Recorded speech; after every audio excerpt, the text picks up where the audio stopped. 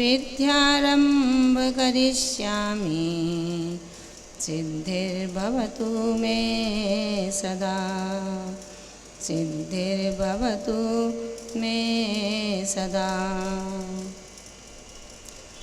धारणे रखी ब्रसे ध्वजा कर मैं जिन्हाने परमोपकारे जन का कीना जिन्होंने सम्यक तो रत्न विदुषी सिद्धांतकारी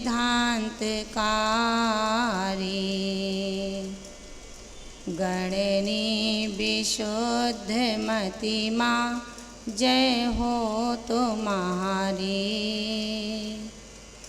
गणनी विशुद्ध मतिमा जय हो तुम्हारी गणनी विशुद्ध मतिमा जय हो तुम्हारी। जय बोले आदि ब्रह्मा तीर्थंकर आदिनाथ भगवान की। चैतन्य चिंतामणि तीर्थंकर श्री पार्श्वनाथ भगवान की। शासन नायक तीर्थंकर श्री महावीर स्वामी की। द्वादशांग में जिनवाणी माता की। परम पूज्य आचार्य श्री निर्मल सागर जी महाराज की जय। परम पूज्य सिद्धांत रत्न भारत गौरव गणनीय आर्यका श्री विशुद्धमती माता जी की जय। पर्वराज महापर्युषण पर्व की। उत्तम सत्य धर्म की। परम पूज्य ब्रह्म विद्या वाचस्पति पट्टगणी अर्का श्री 105 विज्ञमती माता जी की आर्यका संघ की। सर्वप्रथम शिक्षा दीक्षा प्रदात्री गणनीय गुरुमा विशुद्धमती माता जी के श्री चरणों में वंदना में निवेदित करती हूँ। उपस्थित मंचासीन स्नेही आर्यका माता जी, छुल्लिका माता जी, बहुत देर से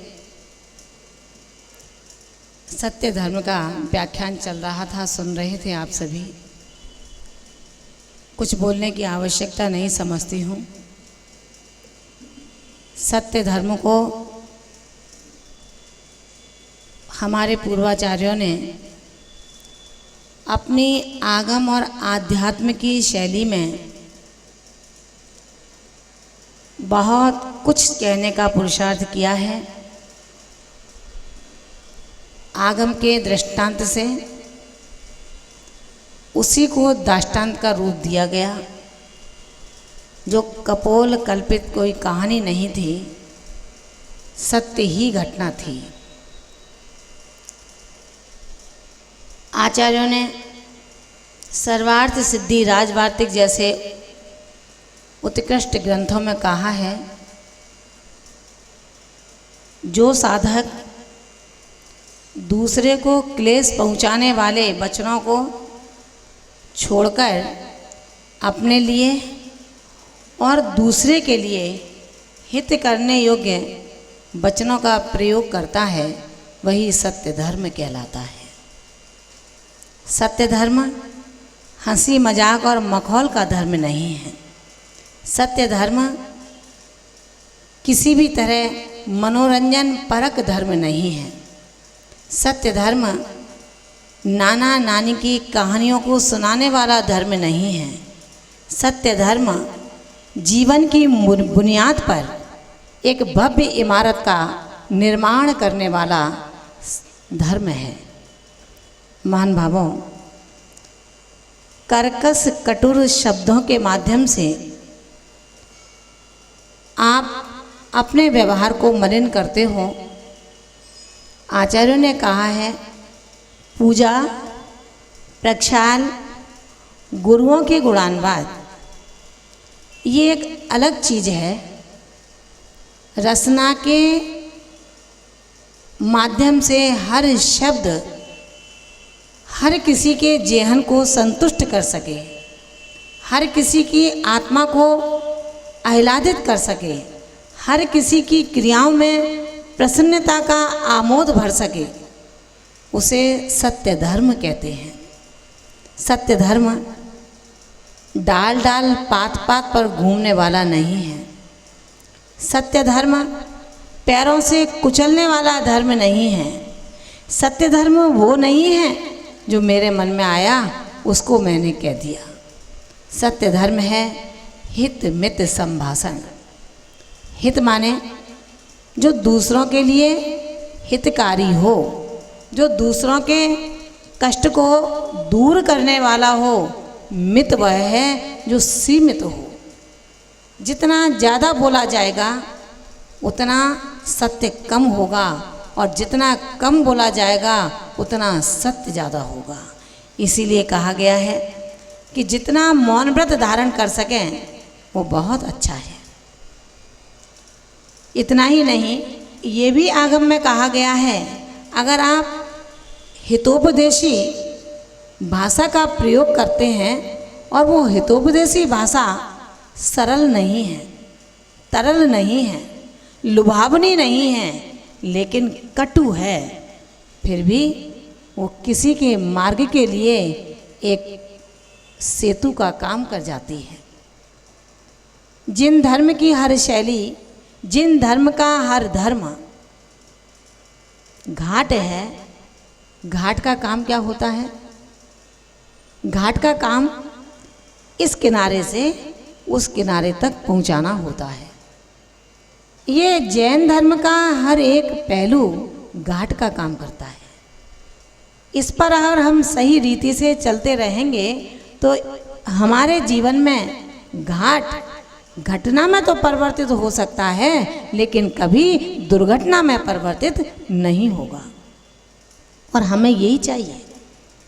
आप लोग जितने भी गृहस्थ हैं, साधु हैं, हम कोई भी है, लेकिन हमारे अंदर यदि भाषा सम्मति का कोई तौल नहीं हुआ, भाषा का कोई मोल नहीं हुआ, तो महान भावों ध्यान रखना, ये पर्व, ये त्यौहार परिवार की सामंजस्यता, समाज की सद्व्यवहार कुशलता आपको कहीं दीन का नहीं छोड़ सकती।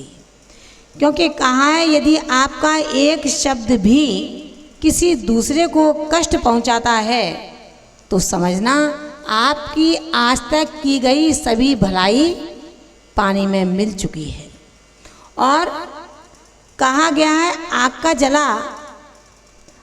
का जला समय में, कालांतर में समय आने पर सही हो सकता है, लेकिन घाव जो शब्द का है वो कभी भी भरा नहीं जा सकता है। बहुत कुछ नहीं कहना चाहती हूँ, समय के अनुसार ही चलना पड़ेगा। आगे का समय भी हमारा बिल्कुल फिक्स है, इसलिए केवल इतना ही समझें, चाहे वो इंसान हो और चाहे वो जानवर हो, दोनों के अंदर संवेदनशीलता हुआ करती है। आप इंसान हैं तो ये मत समझना कि केवल दर्द मेरे ही जेहन में होता है, जो पशु हैं दर्द उनको भी होता है। आप ये मत समझना कि आप नगर सेठ बने बैठे हैं, साहूकार बने बैठे हैं तो दर्द मेरे होता है, कष्ट मेरे होता है, बच्चे मेरे बीमार पड़ते हैं, अगर आग दुकान पर लगती है तो मेरे लगी है। ध्यान रखना, जो 1 रुपया कमाता है दर्द उसके भी बहुत ज़्यादा होता है, और जिसकी झोंपड़ी में आग लगी है उसका भी सब कुछ बर्बाद हो चुका होता है। सत्य धर्म में कहता है जानवर को भी वही पीड़ा है जो इंसान के अंदर होती है। जैन धर्म का शब्द तिर्यंच को ही जानवर नहीं कहता, वो तो आपको भी जानवर कह देता है। क्यों? क्योंकि आप उस बर के लिए जान बन चुकी हो, जो बर तुम्हारे लिए कुर्बान हो चुका है। ध्यान रखना महान भावों, जब एक किसान जिसके पास पराया धन तो था, लेकिन पराये धन को विदा करने के लिए कोई धन नहीं था। समझ रहे हैं ना आप? एक निर्धन किसान के पास पराया धन तो था, लेकिन उस धन को विदा करने के लिए अपना धन नहीं था। क्या विदा नहीं करेगा? पीले हाथ नहीं करेगा? कैसे करेगा? कैसे करेगा वो पीले हाथ? आपसे उधार मांगेगा, आप दे देंगे ये कोई गारंटी नहीं है। मेरा कोई होगा, उसे भी देने के लिए हाथ कंपित होंगे कि इतनी बड़ी राशि वापस आएगी या नहीं आएगी, कैसे दान दे दूं। ध्यान रखना, दान देने के लिए मेरे भाव नहीं बनते हैं, और जो निर्धन है वो पैसे वालों के आगे हाथ फैलाता है कि मेरी बेटी की शादी करनी है, कुछ दे दो। महान भावों, सत्य धर्म को सुन रहे हैं, सत्य धर्म में जी रहे हैं। सत्य को सुनना, सत्य को जीना ही सत्य धर्म की उपासना नहीं है। सत्य धर्म के लिए मोह की गांठों को खोल करके राग की रस्सी का दहन कर दो, उस समय आपके सत्य धर्म की स्थापना हो सकती है। जहाँ मोह का खूंटा गड़ा हो, राग की रस्सी बंधी हो, वहाँ पर सत्य धर्म कभी भी जिंदा नहीं रह सकता है। जिस किसान के पास अपने पराये धन को विदा करने का धन नहीं होता, किसान जाता है इसलिए कि शायद कोई दानवीर मिल जाएगा, कोई नगर सेठ मिल जाएगा, कोई दया में परिणत वाला व्यक्ति मिलेगा और मुझे इतना धन दे देगा कि मैं अपनी बेटी के पीले हाथ कर सकूं। मान भावो, कभी अपने दिन ऐसे ना आए, मैं तो ये प्रार्थना करती हूँ, लेकिन मेरी मात्र प्रार्थना से कुछ नहीं होगा। मेरे किसी का बुरा सोचने से उसका बुरा नहीं होगा, मेरा अच्छे सोचने से उसका अच्छा नहीं होगा। जब तक उसके कर्म अच्छे और बुरे नहीं हैं, तब तक सामने वाले का कभी बाल बांका नहीं हो सकता। आचार्य भगवंत कहते हैं कि केवल मैं ही चंगा बंगा बना रहूं, दूसरे से मुझे कोई लेना देना ना हो, तो कैसा है तुम्हारा व्यवहार कुशलता का पाठ, और कैसा है वात्सल्य धर्मी का ये अभिनव। वात्सल्य धर्म यही सिखा देगा। आएगा आपके यहाँ पर वो भी धर्म आएगा कि अपनी श्रद्धा को बरकरार रखो। यदि कोई गरीब है तो आपके पास 2 रोटी हैं, एक रोटी आप स्वयं खा लो और एक रोटी जो 3 दिन से भूखा है उसको दे दो। अपनी बेटी की शादी में करोड़ों का खर्च करोगे, अपने बेटे की शादी में करोड़ों का खर्च करोगे, अपनी दुकान का उद्घाटन करने के लिए मैं कितना बड़ा प्रदर्शन करता हूँ। आचार्य भगवंत कहते हैं मंदिर की जगह पर मकान बनवा लिया, मंदिर की जगह पर दुकान खोल ली, कब तक जिंदा रहोगे? ब्याज के धन से कोई भी करोड़पति नहीं बन पाया, तो भला तू कैसे बन सकता है? मंदिर की जगह तेरी जगह नहीं है, मंदिर की जगह को तो तुरंत छोड़ देना चाहिए। रोज खाएगा, रोज कमाएगा, लेकिन कभी पनप नहीं पाएगा। आचार्य भगवंत कहते हैं हमने इतना ही सत्य धर्म माना है, हमने सत्य धर्म को मानने में केवल पर धन पर दृष्टि रखी है, यही मेरा सत्य धर्म है। पर नारी पर दृष्टि रखी है, यही मेरा सत्य धर्म है।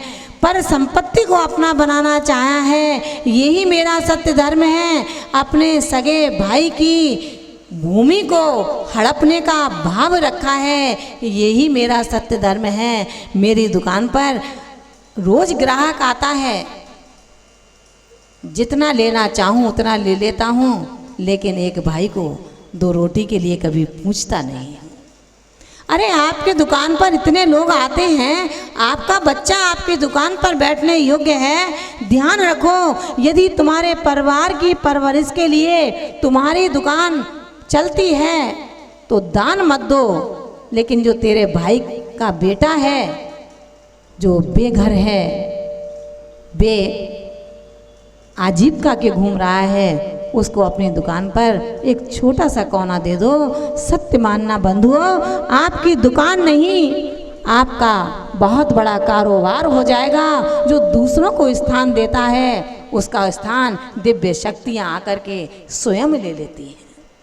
लेकिन मेरा मन कितना विक्षिप्त है, कितना छोटा है, मैं कैसे रहता हूँ? बड़ा वो नहीं जो केवल अपना घर सजाता है, बड़ा तो वो होता है जो अपने भाई का घर सजाता है।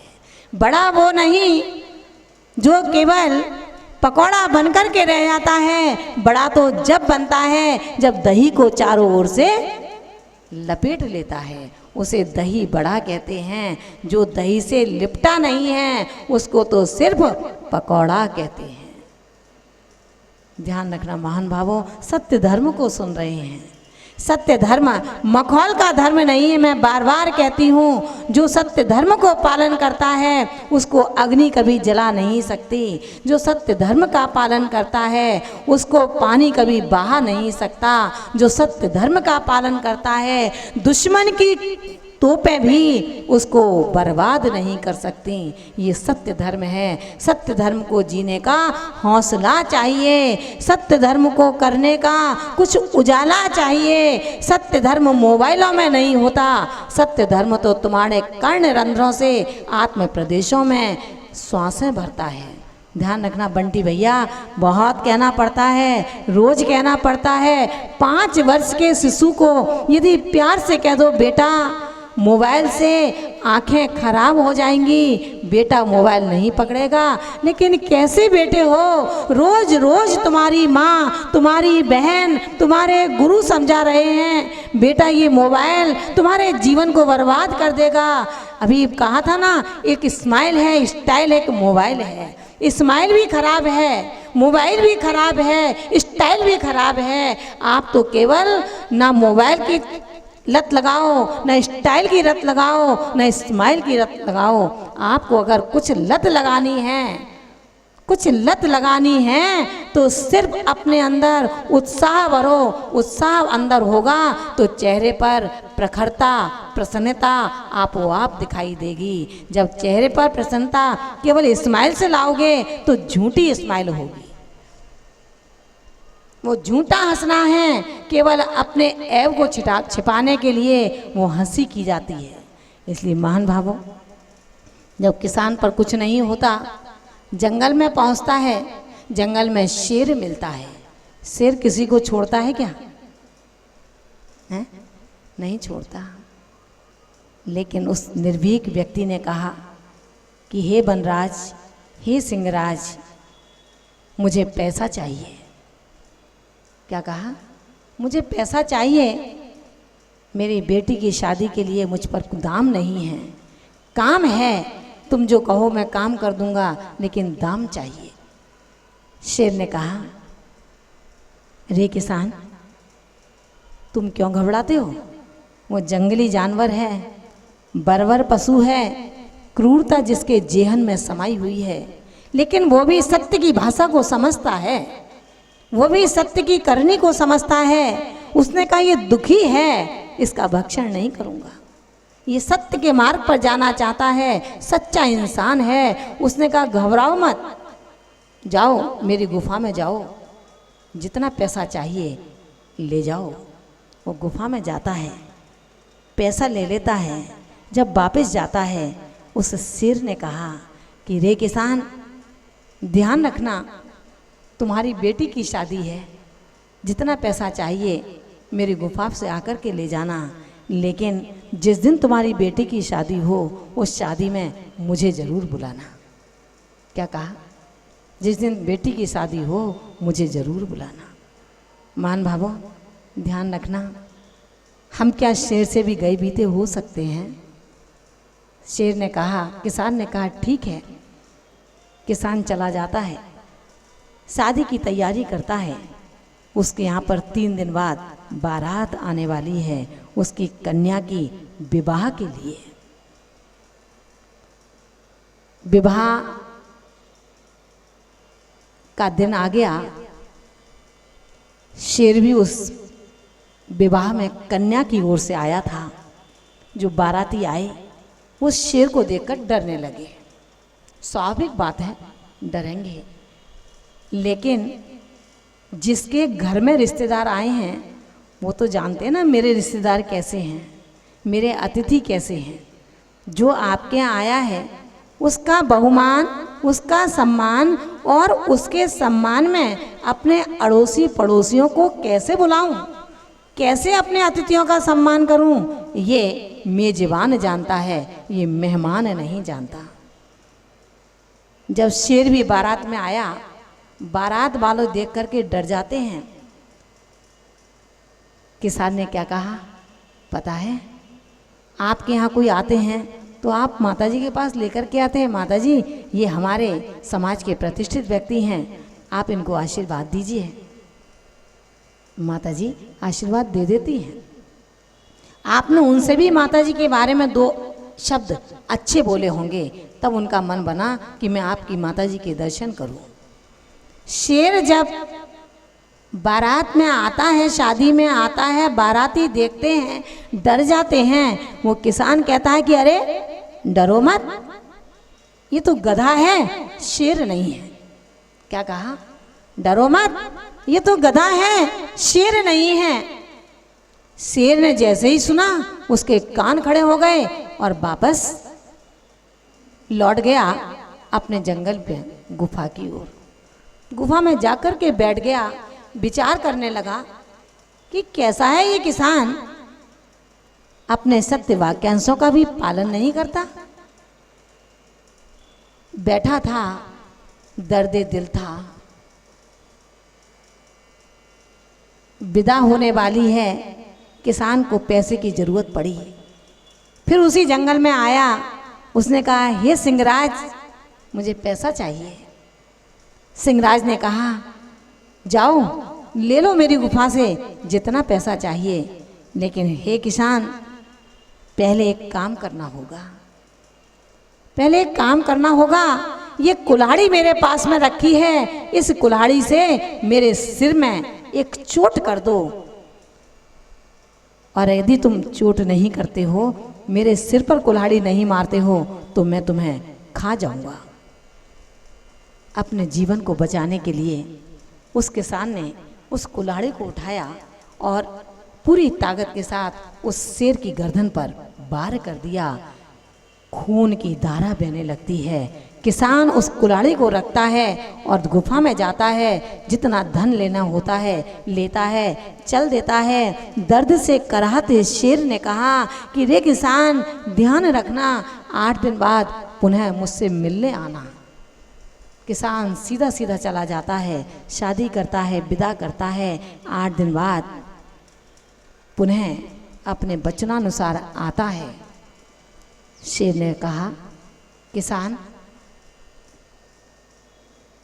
तुमने मेरे कुल्हाड़ी से वार किया था, घाव हुआ था, वो भर चुका है, लेकिन जो तुमने शब्दों से घाव किया था वो आज तक हरा है। शब्दों का घाव किसान कभी नहीं भर सकता, और अस्त्र और शस्त्र का घाव जल्दी भर जाया करता है। तुमने जो गधा कहा था वो तुमने अच्छा नहीं किया।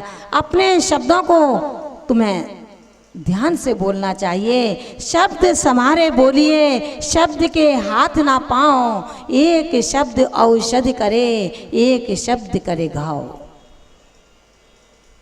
किसान किम कर्तव्य विमूढ़ खड़ा रहता है।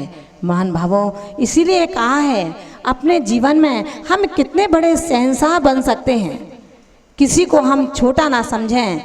ये पंचम काल है। इस पंचम काल के अंदर यदि हमें अपने जिंदगी को छठे काल में नहीं ले जाना तो सत्य के साथ जीना होगा। कहा गया है, केवल 4 लाइनें आपके बीच में कहूँगी क्योंकि समय अपनी गति से निरंतर आगे बढ़ रहा है।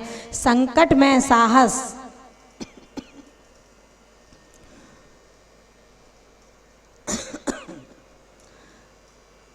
संकट में साहस खोना कायरता है, जड़ता है। संकट में साहस खोना कायरता है, जड़ता है। एक अकेला दीप रात भर अंधकार से लड़ता है। अपने अपने सीने पर हाथ रखना जरा। आप शेर हैं या सवा शेर हैं या वो किसान हैं, मैं कुछ नहीं कहूँगी। अपने अपने कर्तव्य सबको पता है। आचार्य सिद्धांत चक्रवर्ती नेमीचंद स्वामी ने कहा है कि तन का ज्वर कितना है इसको नापने के लिए थर्मामीटर अपने मुंह में लगाना पड़ेगा। और मन का ज्वर कितना है इसके लिए लब्धि सार और छपड़ा सार को पढ़ना पड़ेगा।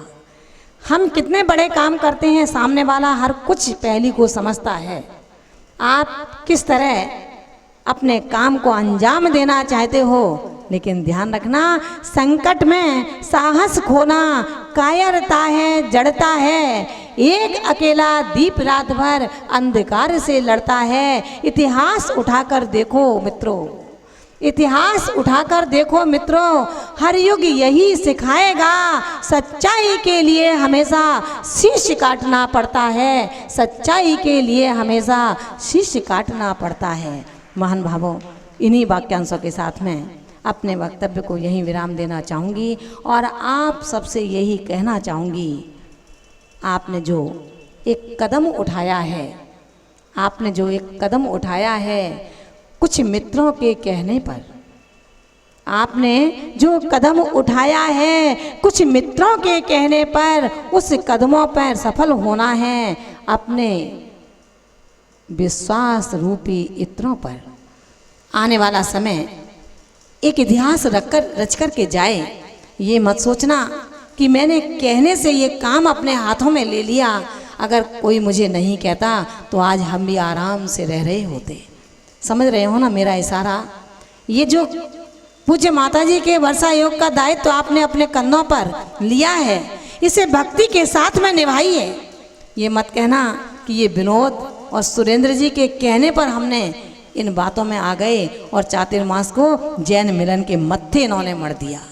मेरा कहना यह है, इसके प्रसाद की सुगंध जब शुरू होगी तो शायद करने वाले कराने वालों का समय खत्म हो सकता है, लेकिन तुम्हारे पुण्य की ये जो नींव रखी गई है ये कभी भी खत्म नहीं होगी। महान भावों, इसलिए आगे आने वाले समय में मैं आपको बता देना चाहती हूँ, आपके पर्वराज पर्यूषण पर्व का ये सारा संसाधन संभवतः 11 तारीख को पूरा हो जाएगा। 11 तारीख के बाद 17 तारीख से महामंत्र नमोकार का एक ऐसा कार्यक्रम शुरू होगा जिसके बाद फिर कोई कार्यक्रम नहीं होगा। 17 तारीख को उम्मीदवार उत्तर प्रदेश से एटा नगर के थे, राजस्थान में देवली के थे। इन सभी के साथ माताजी ने ये कह दिया कि कल जो समाज पहले आ जाएगी चातुर्मास वहीं पर फाइनल हो जाएगा।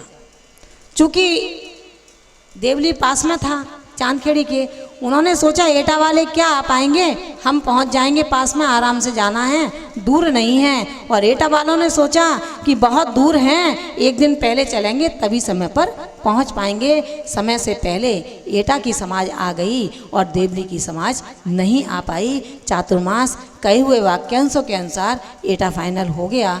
एटा में बिहार चलने लगा। चांदखेड़ी से एटा वालों ने अपनी पूरी व्यवस्था के साथ में पूज्य माताजी के संग का बिहार कराया और बिहार कराने के बाद में जब माताजी का संग महावीर जी पहुंचा तो माताजी की कृत कर्मों के अनुसार माताजी ने मूल मंदिर में भगवान महावीर स्वामी के सामने ध्यान लगाया।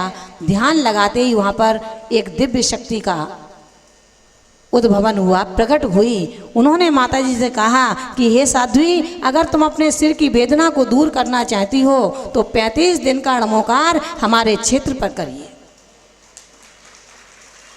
क्या कहा? 35 दिन का नमोकार हमारे क्षेत्र पर करेंगी, आपको किसी औषधि की आवश्यकता नहीं है। और अगर आप नहीं मानी, औषधि का उपचार किया तो ये वेदना निरंतर बढ़ती चली जाएगी। माताजी सुन कर के आ गई, संघ में बात रखी। उस समय बाजू में ही संत भवन था, उसी में रुकते थे सब साधु, उसी में हम लोग सब रुके हुए थे। माताजी ने कहा आज ऐसी ऐसी घटना मंदिर में हुई है, यहाँ पर 35 दिन का नमोकार करना है। हमने अपने मन से विचार रखा कि माताजी एटा वाली समाज चल रही है, ये क्षेत्र है, हम लोग कितना रात में जग पाएंगे जब तक समाज नहीं होगी। 35 दिन का नमोकार अखंड रीति से चलना बहुत बड़ी बात है। समाज जो साथ चल रहे थे, करीब 10-15 लोग समाज के हमारे साथ चांदखेड़ी से ही थे, उनकी ही सारी व्यवस्था थी, उनके बीच में बात रखी। उन्होंने तुरंत पूरी कमेटी एटा की बुलाई, 25-30 लोग एटा के आए, मीटिंग हुई और यही निर्णय हुआ कि माताजी एक बार आप कल ध्यान पर और जाएं और वहाँ पर ये निवेदन करें कि यदि इस अनुष्ठान को हम एटा नगर में जाकर के प्रारंभ करा दें और आपकी सुरक्षा रहे तो हम आपको वचन देते हैं हम किसी कार्यक्रम को चातुर्मास में नहीं कराएंगे, आपकी स्वास्थ्य के लिए 35 दिवसीय अखंड नमोकार मंत्र का कार्यक्रम करेंगे। माताजी पुनः गईं, सभी लोग एटा के उस दिन वहीं पर रहे। रात्रि भर उन्होंने इंतजार किया कि कल माताजी से क्या बातचीत होती है। माताजी आज पुनः ध्यान में बैठी, पुनः वही दिव्य शक्ति आती है। उन्होंने कहा, हे साध्वी विचार मत करो। माताजी ने चर्चा की, आँख खोल कर के चर्चा हुई है उनकी। उन्होंने कहा कि हे दिव्य शक्ति, मैं मानती हूँ तुम मेरे इस असाता वेदनी के एक निमित्त बन रहे हो साता में लाने के लिए, क्योंकि साता कर्म तो मेरा ही होगा, निमित्त आपका बन जाएगा, लेकिन हम उस निमित्त को टालना नहीं चाहते हैं, व्यवस्था देखनी होगी। णमोकार मंत्र ऐसा महान मंत्र है जिसकी अभ्यर्थना होनी चाहिए, जिसका कभी भी अपमान नहीं होना चाहिए। जब मैं वचन ले लूँगी 35 दिन तक करना है तो अखंड चलेगा, वो टूटेगा नहीं। इसलिए आप पुनः विचार करें, इस मंत्र को यदि समाज के बीच में करेंगे तो अखंड चलता रहेगा, यहाँ करेंगे तो पता नहीं खंडित ना हो जाए। उस दिव्य शक्ति ने इस बात को मंजूर किया। उन्होंने कहा कि ठीक है, इसके लिए आपको कुछ और शर्तें भी माननी होंगी। जब आप यहाँ करेंगी तो कुछ नहीं होगा और समाज में जाकर के करेंगी तो आपको 35 दिन तक अन्न का त्याग करना होगा। अनाज आप ग्रहण नहीं कर सकती। आप जिससे भी आहार लेंगी, अभी आप तमाम महिला और पुरुष से आहार लेती हैं, ये व्यवस्थाएं आपकी बंद हो जाएंगी। जो देशव्रती प्रतिमाधारी होंगे केवल वो ही आपको आहार दे सकेंगे। आपके चरणों का स्पर्श आपकी शिष्याएं भी नहीं करेंगी।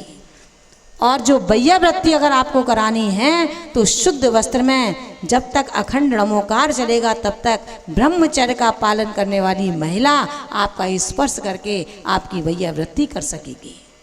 माताजी ने सभी शर्त मंजूर कर ली। उनके वही नियम आज तक हैं जो नियम 2000 में महावीर जी में उस दिव्य शक्ति ने भगवान महावीर के चरणों के सम्मुख रखे थे। महान भावों, ये वही णमोकार है जिसमें 35 दिन णमोकार मंत्र की ध्वनि चली थी। 36वें दिन, 37वें दिन, 38वें दिन इसके समापन में पंच परमेष्टि का विधान हुआ था और 39वें दिन बृहद जिनेन्द्र शोभा यात्रा का बहुत विहंगम दृश्य एटा जैन समाज के द्वारा रखा गया था।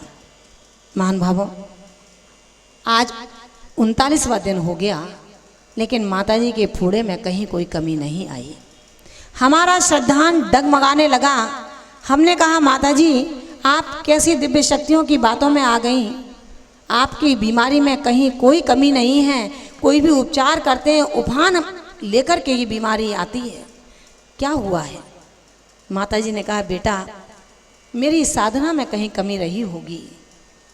दिव्य शक्ति मिथ्याभासी नहीं हो सकती।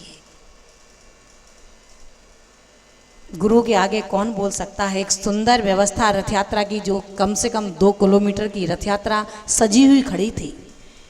कमेटी के लोग आए, उन्होंने कहा, माताजी यात्रा का शुभारंभ करना है, एक बार आप चलें तो हमें हरी झंडी दिखानी है, आपका आशीर्वाद मिल जाएगा। लोग प्रसन्नता से झूम उठेंगे।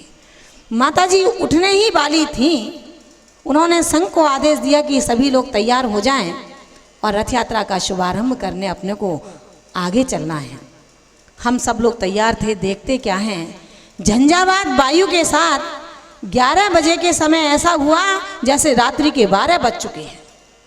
हाथ से हाथ नहीं दिख रहा था, अंधकार प्राचीरों को चीर रहा था। मैं खुद साक्षी थी, मेरे आंखों में आंसू आ गए। हमारे जो मूल नायक भगवान पार्श्वनाथ हैं, इनके सामने गई मैं। हमने कहा, भगवान क्या मखौल हो रहा है? धर्म का विसंवाद इतना बड़ा नहीं सोच सकते। समाज इस धर्म के प्रति कभी श्रद्धा बनत नहीं होगी। गुरुओं के वचनों में कभी उनका श्रद्धा ने जन्म नहीं ले सकेगा। कुछ भी होना चाहिए, रथ यात्रा में कोई हानि नहीं हो। मेरे गुरु का यश 10 दिशाओं में यशवंत हो। बस यही भावना आपके बीच में रखती हूँ। आँखों से अश्रु झरे, मालूम पड़ा बरसात हुई है ऐसी जैसे गंधोदक के छींटे डाले जा रहे हैं। जैसे ही बादल छटते हैं पूज्य माता जी का सिर कांच की तरह चमकने लगता है। महान भावों, पंचम काल के 22 वर्ष पहले का ये एक ऐसा चमत्कार है जिसको हम ना भूतो ना भविष्यति कह सकते हैं। आज उनके सिर पर आप चाहो तो देख सकते हो, उतने दाग वैसे के वैसे ही बने हुए हैं, सिर कांच की तरह चमक रहा है। महान भावों, ये वही ड़मोकार है। इस ड़मोकार को बंद करने की पोरसा में सोचा था जब 2001 का चातुर्मास पोरसा में हुआ था। समाज ने कहा माता जी छोटी समाज है, यहाँ 35 दिन का ड़मोकार नहीं हो सकता। हमने भी मान ली बात, क्योंकि हमारा एक धारणा रहती है समाज की अनुकूलता में चलो, तो समाज भी खुश होती है कि माता जी बढ़िया है, जो कहते हैं मान जाती हैं। हमने वहाँ भी मान लिया। जैसे ही ये निर्णय हुआ कि यहाँ पर ड़मोकार नहीं होगा, महान भावों आप विश्वास रखना, जो दाग हैं वो सभी फुंसियों में परिवर्तित हो गए। सारी फुंसियाँ कुल्ले फूटने लगे। जैसे ही माता जी ने कहा कि देखो ना ये क्या हो रहा है। हमारे संग में एक माता जी थी विनीतमती जी, वो आज हमारे बीच में नहीं, उनकी समाधि असमय में हुई। उन्होंने कहा कि 35 दिन का ड़मोकार होगा, अगर समाज नहीं करेगी तो हम करेंगे, लेकिन गुरु की स्वास्थ्य के लिए हमें सब कुछ करना मंजूर है। जैसे ही कहा उनका सिर जैसा था वैसा होने लगा। समाज को बुलाया। इसी पोरसा की समाज ने 35 दिन का ड़मोकार अखंड रीति से बहुत सुंदर तरीके से कराया। और महान भावों, वहाँ का इतिहास ये बना, अगर पोरसा के यहाँ कोई हो अथवा आपकी कोई रिश्तेदारी हो तो उनसे जानकारी कर सकते हो। उनसे पूछना जो रथ यात्रा निकाली गई थी वो कैसे निकली थी। वो रथ यात्रा निकली थी जैसे कृष्ण का जन्म जब हुआ था तो उनको बंद करके गोकुल समुद्र में, नदी में निकाल करके ले गए थे। ऐसे ही वो यात्रा छमाछम बरसात हो रही थी, घोंटू तक के लोग डूब चुके थे, रथ यात्रा चल रही थी, यशोगान की गाथाएं चल रही थी, कोई श्रावक अपने घर के अंदर नहीं था, सारे प्रतिष्ठान बंद थे और उस बरसती भीगती सड़कों पर लोग हिल मिल करके इस धर्म की प्रभावना में लगे हुए थे। महान भावों, आज ये हमारे बीच में 23वां अनुष्ठान होगा, जिस अनुष्ठान के लिए पूरा ग्वालियर समाज समर्पित हो जाना चाहिए। ये अनुष्ठान वो अनुष्ठान होगा जिसके घर घर में ड़मोकार गूंजेगा, पर्यावरण अपने आप विशुद्धि को प्राप्त होगा। इसके अनुष्ठान की पूर्व पेटिका में हम लोग 35 मंडल का एक बीजाक्षरीय ड़मोकार विधान करते हैं, जिसमें हर मंडल पर 177 श्रीफल अर्घ्य के साथ चढ़ेंगे, जिसमें 35 सौधर्म इंद्र सच्ची इंद्राणी के साथ उस मंडल पर बैठेंगे। कोई दूसरे सदस्य उनके घर के नहीं बैठेंगे। इसके लिए एक राशि, चूँकि अभी कमेटी से हमारी पूरी बात नहीं हो पाई है, लेकिन मैंने अपने आप ही 5100 की राशि तय की है, क्योंकि 177 श्रीफल हर कपल वहाँ चढ़ाएगा। उस हर वेदी पर, हर मंडल पर जिनेंद्र देव की प्रतिमा अपने सिंहासन छत्र सहित विराजमान होगी। महान भावों, 35 शांति धाराएं एक साथ होंगी। हर सौधर्म अपने अपने तीर्थंकर की शांति धारा अपने हाथों से करेगा। ये सारा दृश्य आपको 17 सितंबर को यहाँ पर देखने को मिलेगा। इसके लिए आप लोग सब तैयार हो जाएं। मेरे पास जो नाम आए हैं 35 मंडल, इसके बाद एक मुख्य मंडल। मुख्य मंडल के लिए एक परिवार रहता है, जो परिवार के जितने भी सदस्य हैं और जितने और बैठा सकता हो, ये उसकी ताकत चाहिए कि उस मंडल पर कितने लोगों को लेकर के आएंगे वो। उसके लिए नियत राशि 31,000 की हम हमेशा रखते हैं। वही राशि अगर यहाँ रखना चाहो तो आप रखो, कम करना चाहे तो कमेटी जैसा चाहे वैसा करे, लेकिन हमने इस राशि को इसलिए रखा है, इस राशि से ही आगे के सारे कार्यक्रम निश्चित होते हैं। इसलिए राशि बहुत ज़्यादा भी नहीं है और बहुत कम भी नहीं है। मेरे पास नाम आ रहा है मंडल का या मुख्य मंडल का। मुख्य मंडल अभी विधान की पूजन होगी, उसके तत्पश्चात महान विसर्जन है। कुछ लोग